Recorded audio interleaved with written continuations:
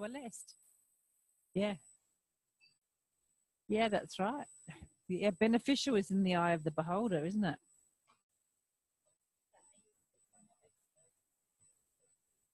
Yeah. Yeah. And hopefully the benefit is that you learn something. So I guess, yeah, we kind of assume, our assumption, Angela, is that the aim is successful. That if the aim is successfully achieved, that's the benefit. So successfully achieved aim is the benefit. Well, what do you reckon around that? Can you swallow that one?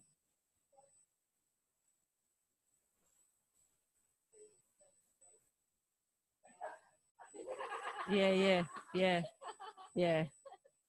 Oh, there are definitely unintended benefits.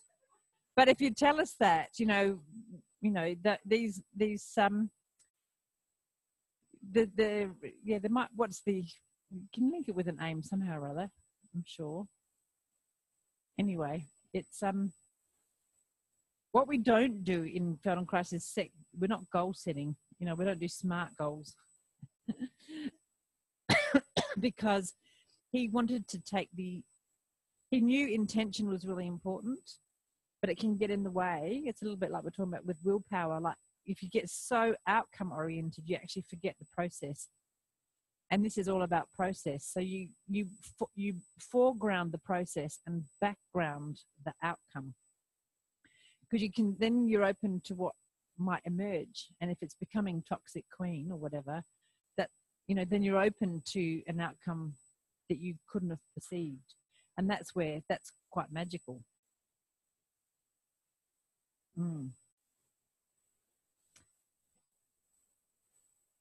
So throw the rotten tomato. Or as some groups have started singing, what's that song from,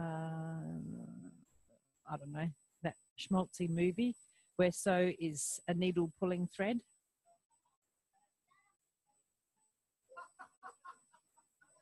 Whoa. Did I say something controversial? Schmaltzy could be good. Schmaltzy could be my favorite kind of movie. Is it? I love schmaltz. Does that convince you? What do you think? Oh, I think schmaltz is beautiful. I'm sorry. All right. Yeah, you're right. Can I just say Cameron Diaz is my arch enemy. I just can't stand her. She's the epitome of schmaltz to me. No. In my mind, that schmaltz is, it's just that sort of schmaltz. Oh, don't bother. Anyway, okay. So we're quite extroverted, right? There's quite, we're kind of social, and there's an energy in the room, which is great because we've been sharing stories, which is such a marvelous thing to do. The power of the narrative, as it were. I for whatever reason, fell into research from a quantitative point of view. So numbers and numeric data, let's say. But I have, in the last couple of years, learned to work with qualitative researchers, and they've really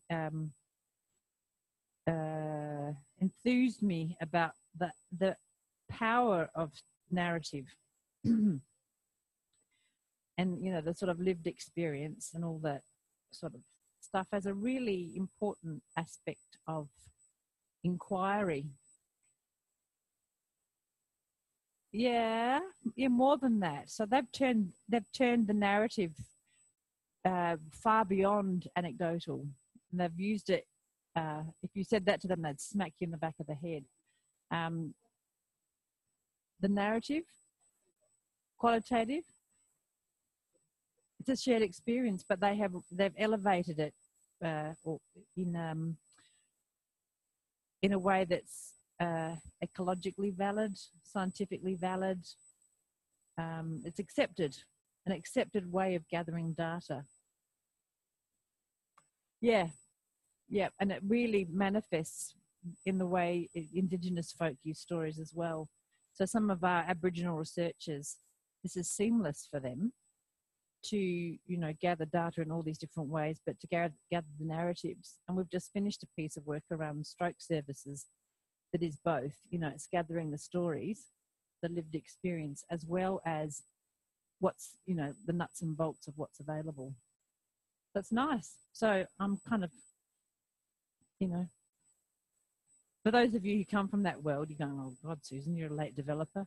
But anyway, so back into your own story, having gone out and shared with other people's stories, and come back into your own story. And can you feel that movement of coming back? There's a movement attached to that. Maybe in your thinking, bring your attention, certainly, into the senses. And in part, it's coming back into the interoceptive senses.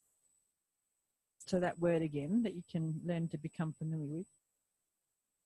Less the extraceptive, you know, the auditory and the visual.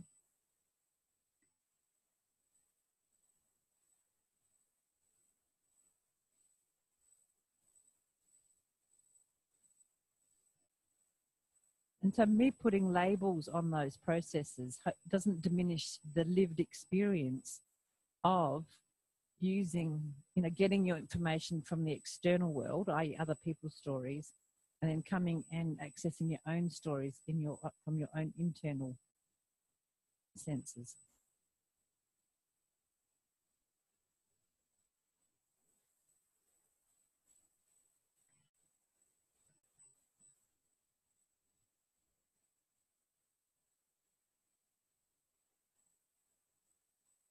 And you can reference your internal story in relation to the floor, or you can reference it, you know, in where you are relative to other parts of you. So your head in relation to your trunk or your pelvis, right leg and your left leg. So remember after Jenny's lesson, which was twisting one way, and some of you had the asymmetry more markedly than others. And how's the asymmetry going?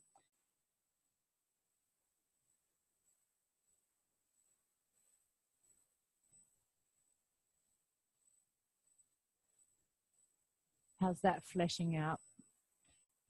And slowly roll up to sitting. Sit with your legs crossed.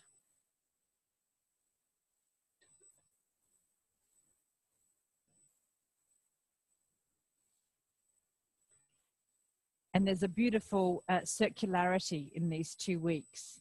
I kid you not, this is exactly the sequence that this ATM appears in. Close your eyes and begin to imagine making a sucking movement. So it's not the end of Feldenkrais's teaching. This is actually a Wednesday in Amherst. It just happens to be the last ATM that I'm teaching, which is the first ATM that I'm teaching. So how is that after 10 days? What's it like for your lips to move forward and reach for the bottle or the breast or whatever it is you can imagine? And it's not sucking a straw, it's reaching forward to latch on. Is your jaw free to move? And nobody's looking at you. Well, me, but I'm not anybody. I don't count. Don't suck. Don't attach to anything. Don't attach to the person sitting in front of you. Whoever's sitting in front of Helen's feeling nervous that they're going to feel her lips on the back of their neck. No, don't. Try not to. If you, we might. That's a good suggestion, Helen. Don't put anything in your mouth at the moment. Just imagine it. Do it. Like do the movement in reality, but imagine what you're latching onto. So I see the point of your question is imagining what you're latching onto. Yeah, but your lips do it in reality. And laughing is really good because it frees your lips up and your jaw and your diaphragm.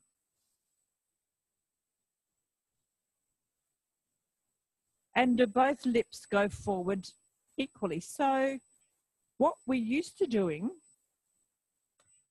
in our, what we've kind of not subverted, but maybe converted is a better word. When we drink, our bottom lip goes forward, right, for the cup to rest on. So we might have a bias that our bottom lip goes forward because now that's associated with drinking. If you think of sucking a straw, your lips actually go inward, right? So can you contrast what you're, and Lord knows what memory you've got of sucking. I don't know. You might not have, I don't know, whatever. But it's sucking from a breast or a bottle is different to a straw. And the other thing that some people brought up was that sucking from a breast, actually your tongue goes forward. And yeah, people who are just still breastfeeding or just finished breastfeeding, the tongue really goes forward. The tongue thrust, and in kids with disability, the tongue thrust persists. I think maybe I said that. I have a vague memory of saying that. So is your tongue free to go forward?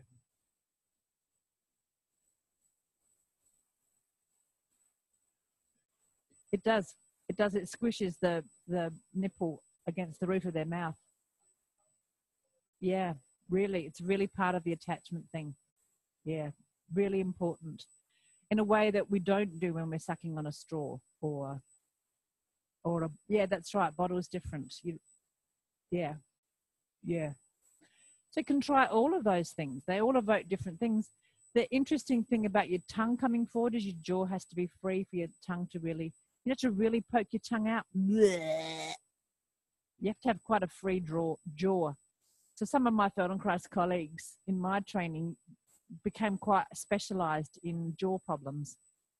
And one of their big exercises to give people for jaw problems was licking ice creams. So just lick an ice cream a little bit.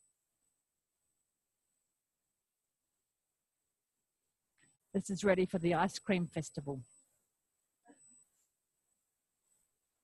And it's a little bit, then there's a bit around the corner of your mouth. Do that a few times. And now leave that and go back to the sucking. And is your tongue more available? And what's happening in your jaw and what's happening in the small of the back of your neck. And what's happening in your chest. And slowly roll down onto your right side and continue with this funny little movement. This funny little survival movement. And actually just reminded me, thank you, Nina, is that in between when you've had a few sort of sucking movements, can you get that sense of the smile, the satisfaction smile, the corners of the mouth going back to the ears? Now you see how good Nina's memory is from 2 weeks ago. I remember looking down when my child was breastfeeding and they talked about the lips making a K, with a K where there's the back sort of stem of the letter and then the two sweeps of the pen coming forward of the letter. So those two sweeps are like the lips from the side. So they curl kind of up and out. So there's quite a potential for movement in these. Babies have those beautiful soft cheeks, so their faces can really be part of it. They suck with their whole selves. Talk about the entire self. The hands are there. The curling around is there. Sorry? Yeah, on your breast, and it's, yeah, or they tickle you, or, and their feet are curled and they're just, stop it. Yeah. So, yeah, it's, yeah, it is so nice. It's also nice when it finishes, but that's okay. So is it your whole self? And it doesn't mean that your toes are pushing into the floor or anything, but you can feel your whole self as part of it. You can pay attention to your whole self, so inclusive attention.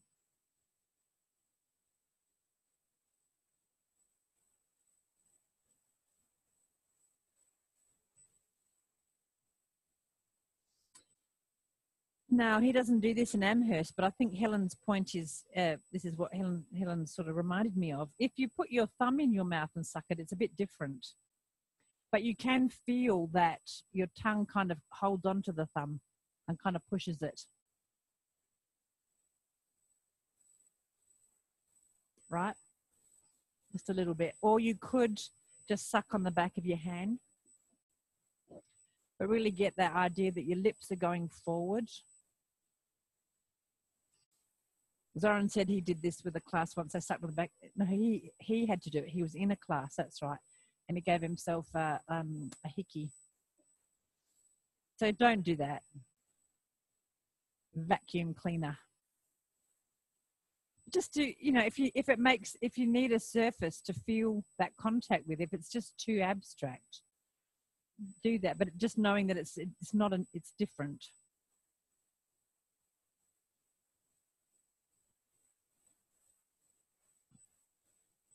And leave it and roll onto your back and rest fully. Yeah, rest fully. I've got a colleague called Fully at home. His last name's Fulton, but we call him Fully. So when I say rest fully, I immediately think of fully. As in, yeah, I'll be quiet. Just rest.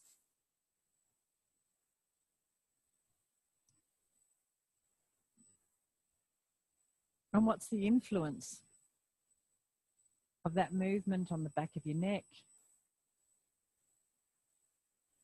The movement of the eyes left and right. The breath.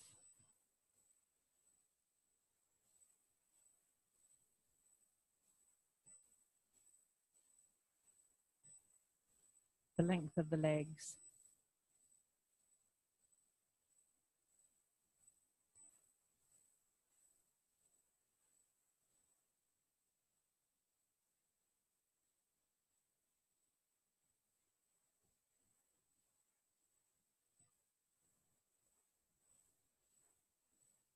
Interlace your fingers, fingers of each hand, so the hands together, as you know, the usual, your habitual way, and put them behind your head.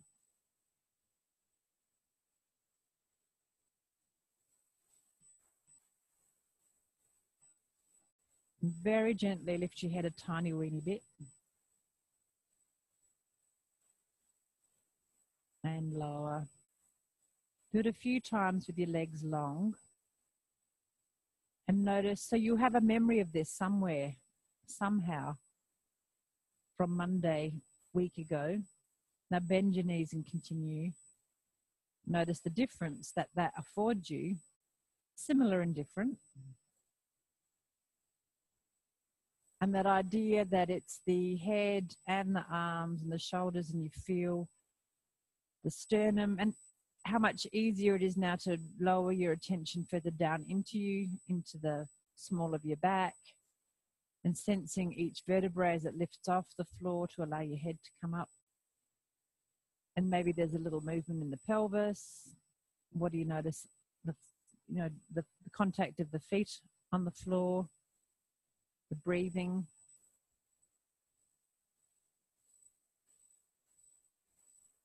And then interlace your fingers the other way and do a few more times and see.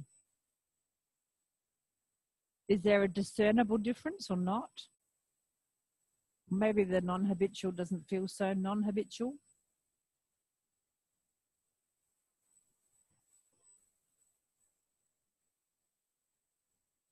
Where does your nose go?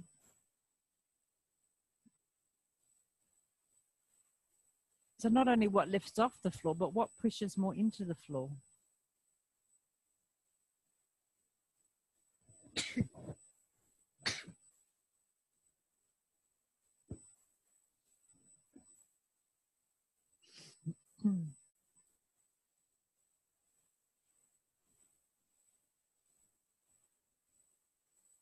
Leave it and rest. Rest with your legs out long. And maybe there is a memory of when you did that first last Monday, maybe not. sense for yourself how you know, whatever memories there are, how they were kind of encoded, and what sensations, or were there feelings, or were there thinking.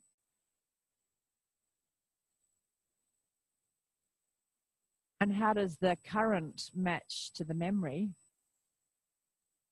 So you know, you've delved in, got this memory, you're comparing current and past. And of course, as the memory goes back into the file, so to speak, which is not true, but let's just entertain that possibility. It's changed, right? You've added to it. Memories are cumulative.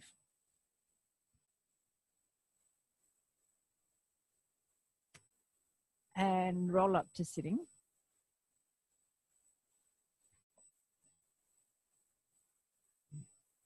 Now go quite gently with this. If you've got socks on, you need to take your socks off.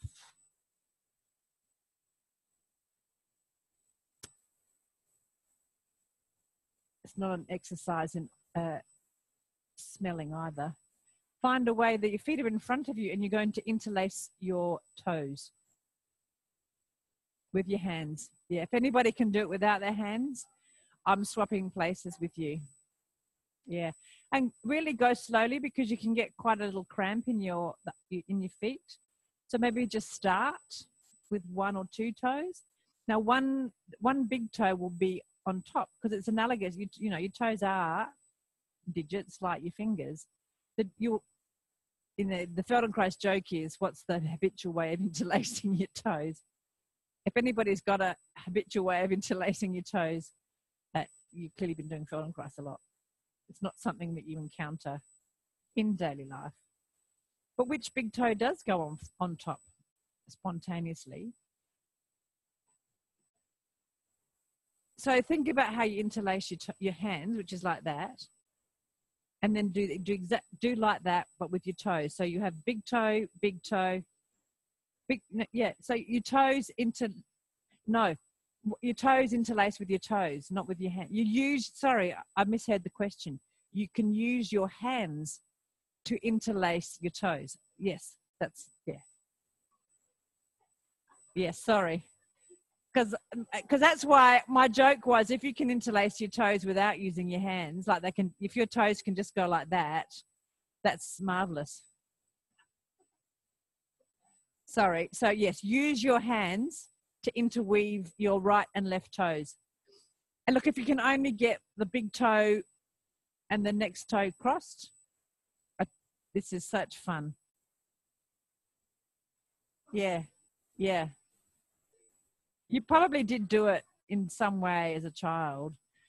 Okay, and now just lift your feet up a little bit off the floor. So lean on your hands, sorry, make it easier. Put your hands behind you and just lift your feet up a little bit, and then put them down and lift them up a little bit, and notice, you roll back on your pelvis. So this is a familiar move, right, from last Monday or last Tuesday maybe. You can put them down closer towards your pubic bone or further away. Rest when you need to, because like I said, you can get a little bit crampy in your feet. You can pray with your feet. You pray to the gods of, I don't know, what gods would like to be prayed to. Who? Yay, do it. Do it. And then put them a little bit to the right of you and a little bit to the left of you.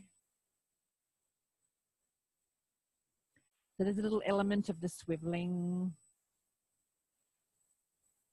And if you're still going okay, then just lift your feet up so that you roll onto your back and your feet stay in the air. Does this feel a little bit familiar? No, you don't remember lying on your back and playing with your feet? So interlace your fingers and have them somewhere near your feet. Just interlace your fingers as well. So your toes are interlaced and your fingers are interlaced. And just, what's the relationship between your fingers and your toes? You can take your hands away from your toes and towards, and you can maybe hook your hands around your toes, or whatever's nice for you, but just play, right? Just play. And if you lose your grip, life's not going to end. Yeah, you can hold them together. You can rock a little bit left and right. You can rock together, you can rock them separately. You can hold your toes and rock up to sitting, you know, the rocking and rolling that we did to start with, where you roll up, so your nose comes up, and then you can just roll back. Wee! Wee helps, you know, but it's the auditory wee, not the fluid wee. It's probably not a joke to make around now, but laughing is good, right? Because if you stiffen your diaphragm, it's really hard to roll up. You know, that whole diaphragmy thing, when we're teaching these sorts of rolling things, that's where the seesaw breathing gets really helpful with these things, because you can line your back and just seesaw breathe. Look, and if you find that you want to suck on your big toe, who am I to stop you? Just saying, you don't have to. You don't have to use willpower, because, you know, the hip joints are a reality. But maybe where would you get closest to your toes? Would you roll over to one side to get close to your mouth and your, how would your lips and your toes kind of decrease the gap? Or would it be nicer to do it in sitting? Or, ow, ow, ow, yeah, and if they cramp, just rest, because it's a vicious cramp that you get. Yeah. You just, yeah, he's trying everywhere to get those toes into his mouth. Helen, help him, suck his toes for him.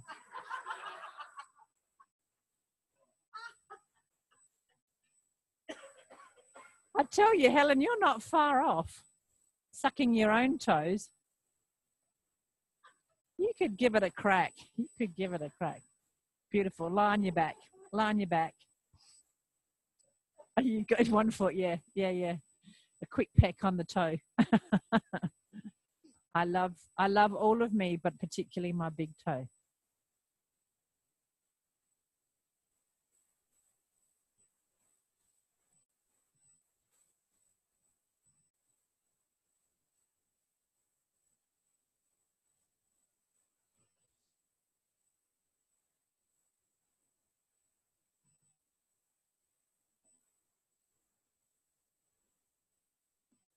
So what's it like to revisit that kind of full-on flexion? You know, almost everything's flexing.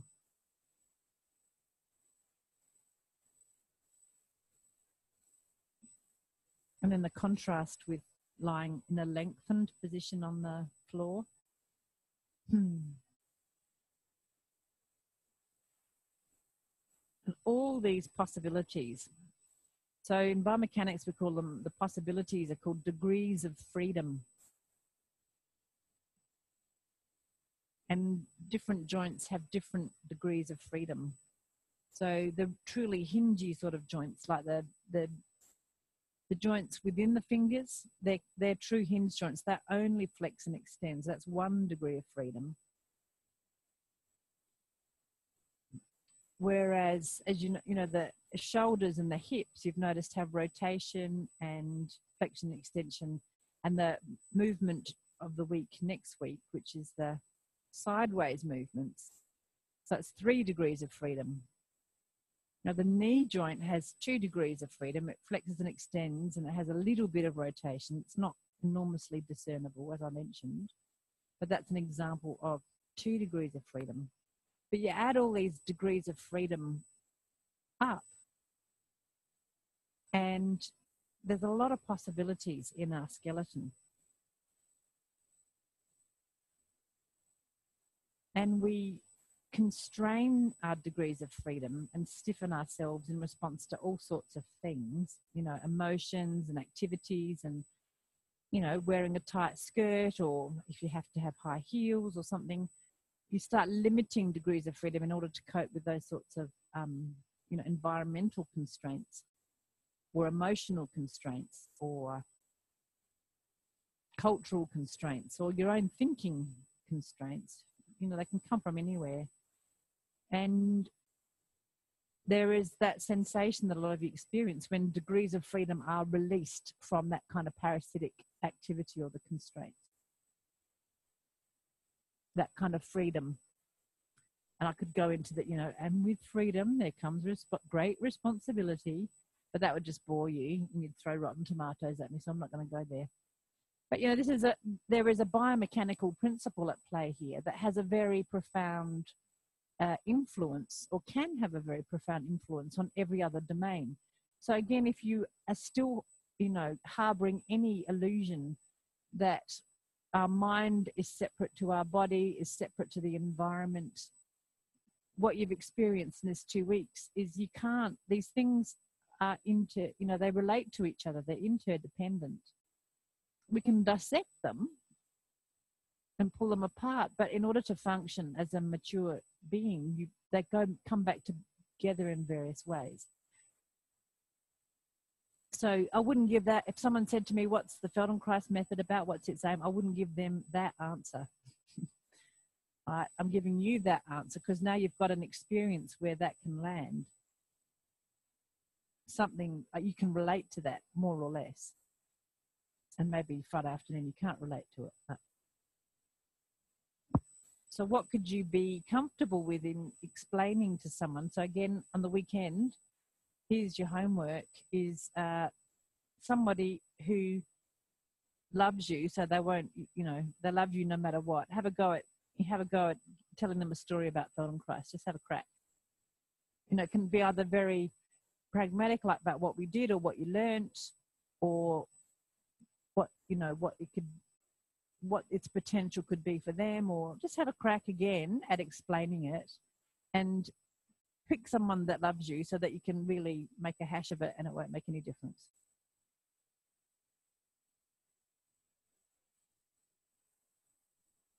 Okay, so bring your feet up over your chest.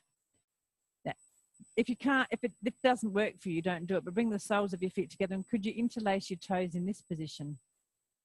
If that's too hard, you can sit up to do it. It's not a big deal. It's just fun. Yeah, a good point, Helen. Yes, yes, yes, yes, correct. In the opposite way. Yeah, no, you read my notes.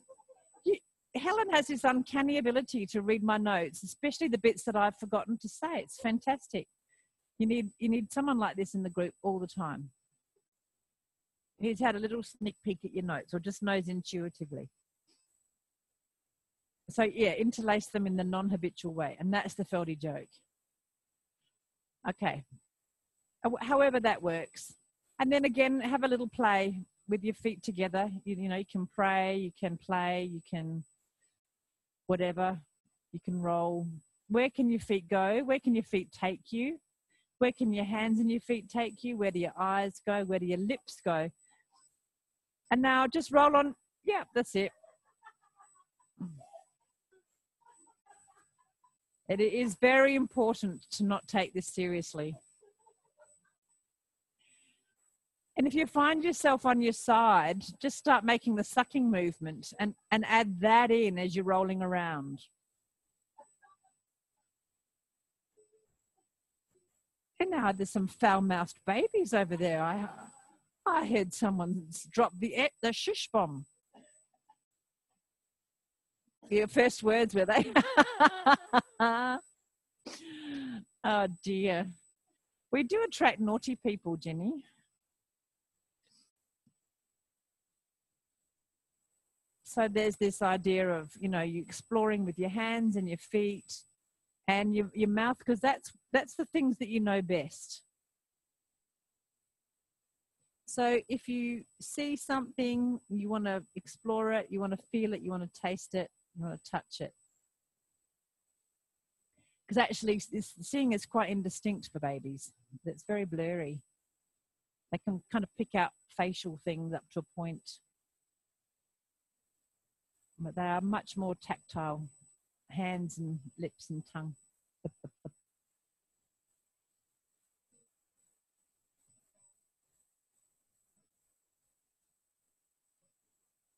Yeah, it's good for sleeping.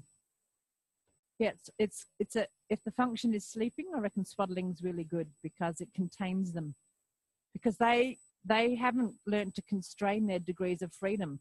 So if you put them on their back, they're just flopping and flailing around and they startle themselves and wake themselves up. So you constrain them with the swaddling, and then they don't have to worry about all that nonsense, and they can go. It quietens their system down, and they go to sleep, but not in awake time. Playtime is playtime. Good. Leave it. Well, have you finished? Yeah, yeah, yeah, yeah, yeah, yeah. What you're feeling is not only the mechanics of your feet, but that's what's happening in your brain too. Is your toes are not well differentiated anymore in your brain. If you were born without arms, then you would have differentiated your toes. You'd learn to use them quite separately, like fingers. So their potential is there. We don't realize their potential because we don't use it. We don't chase it. We put them in shoes, and Sue doesn't. She puts them in Vibrams. Sorry, Vipers. The toe shoes. Vipers. What Vibrams.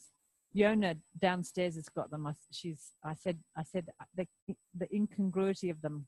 Anyway, lie on your back. Stand your feet on the floor, so that if there's, this is quite an amazing thing for your feet to feel.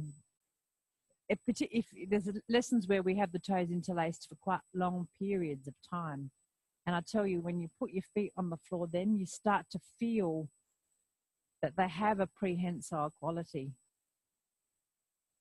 You start to actually get the illusion that your toes are becoming more finger-like. It's really fantastic. Sorry, yeah. Yeah. Yeah. Yeah. That's it. Yeah, because this maneuverability. Now, and some people overuse their toes for balance. They kind of grasp they get claw toes, especially women who wear high heels, who their toes kind of start grabbing the floor.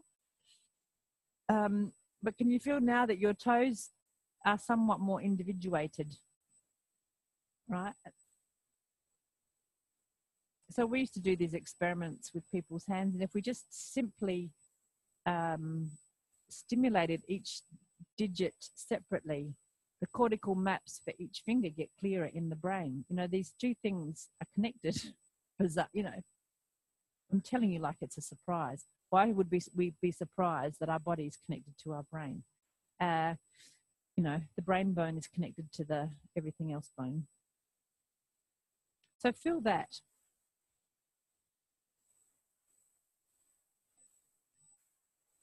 You can even lift your feet up a little bit and slowly put them on the floor, one at a time. What touches?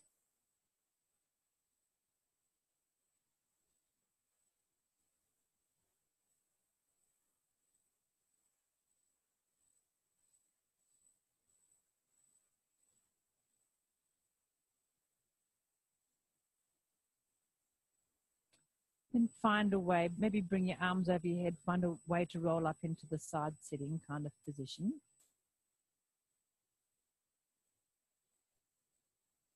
And with your feet in mind, so you can lean on your hands, find a way to swivel up to your all fours.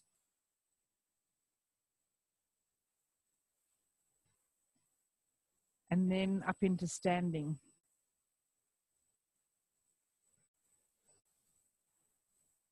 Okay, so that's, a developmental sequence.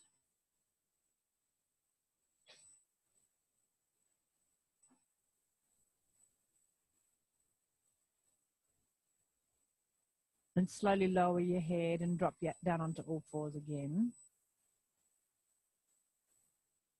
And then feel the feetness in your hands and the handedness in your feet. So in your self-image, because they kind of swap, so that your hands become quite weight-bearing and your feet are the things that could, that you could use to feel the environment, sense the environment. Could you play that little game in your head, in your self-image? That the distinction between hands and feet get blurry and then swap. You don't have to go and pick up a pen and write with your foot, but maybe you could. Maybe not now. It might be a weekend task. And lift up one limb and then the other, in whatever order you like. Put them down. Lift up two limbs, whatever order you like.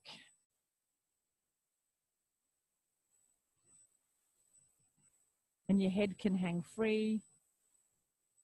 And your belly can hang free.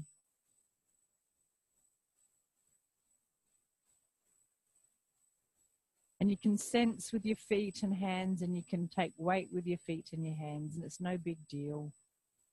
They're quite interchangeable.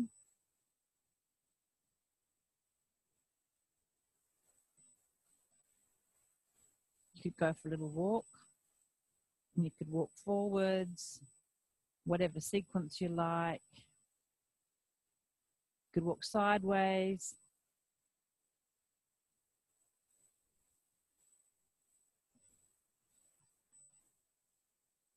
You could walk backwards.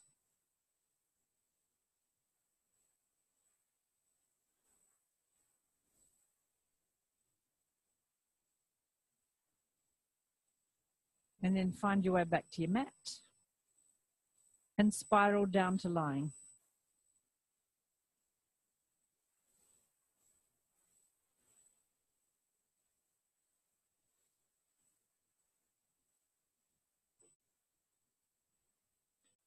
That's an occupational hazard with this lesson.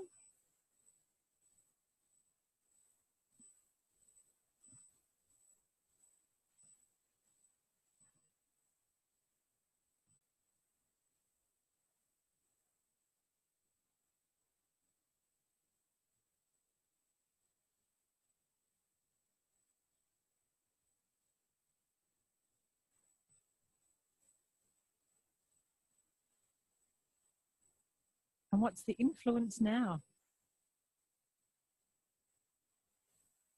Having jumped a few stages in the developmental sequence.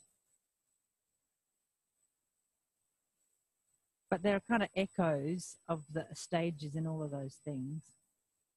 And your ability to lie long and quiet. And that you can inhibit the movements of the arms. You don't need to be swaddled to be quiet. You've learnt how to be quiet and how to find stillness without the need for swaddling.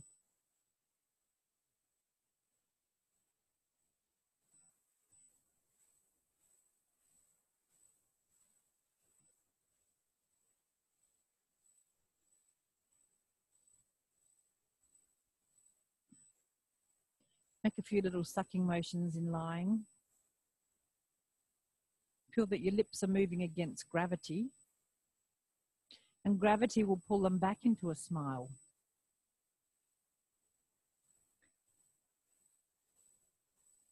And the top lip and the bottom lip are free to move forward and come back, and the tongue is free to move forward.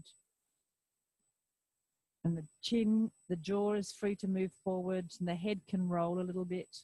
Remember you felt Monday week ago, you'd rolled your head a little bit left and right.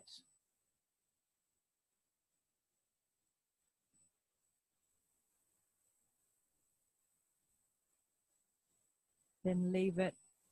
Remember that word, satiety. I've had enough, I'm satisfied. Satiety. Enough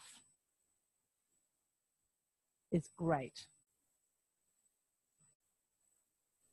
And slowly roll over, come up to sitting and then standing. Just stand for a moment again and then walk. And we've got one more thing to do with Jenny's stuff. This is Jenny's creativity.